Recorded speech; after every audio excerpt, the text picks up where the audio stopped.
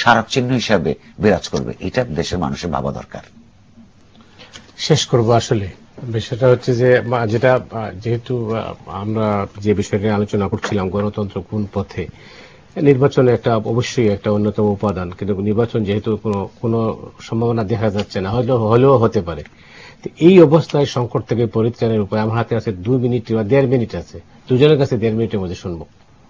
সংকটের উপায় তো আমি যেটা বললাম যে আমাদেরকে ওই দলের চেয়ে দেশকে বড় ভাবতে হবে, এবং জনগণের অবস্থা কিন্তু যেটা আমাদের নেত্রীরা ভাবছেন সেটা না, তারা কিন্তু অনেক আগে ডিসিশন নিয়েছেন।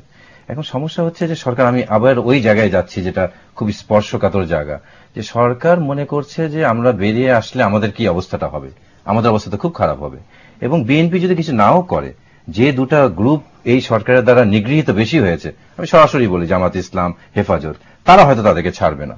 এবং সরকারের কিন্তু এরকম কোনো হোমওয়ার্ক নাই যে সে যে চলে যাবে, তার যে লোকজন ছিল তাদের উপর যদি অ্যাটাক হয় তারা কিভাবে তাদেরকে রক্ষা করবে, তারাও কিন্তু এই চিন্তাটা করছে না।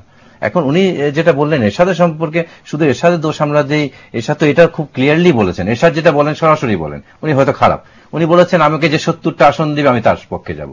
উনি যদি এটা বলে অপরাধ হয়, তাহলে মাননীয় প্রধানমন্ত্রীও তো বলেছেন যে তোমাদের কিচ্ছু দেখার দরকার নেই, যে ভোটে দাঁড়াবে সে চোর হোক, সন্ত্রাসী হোক, ছিনতাইকারী হোক, তাকে নৌকা দেখলে তোমরা ভোট দিবা। তো এটা তো রাজনীতি হতে পারে না, গণতন্ত্র এটা হতে পারে না। রাজনীতি। জি, আমি কি বলবো, আমি বলছি, আমি ওই কথাটা বলেছিলাম এই কারণে যে এমন অবস্থা পরিণত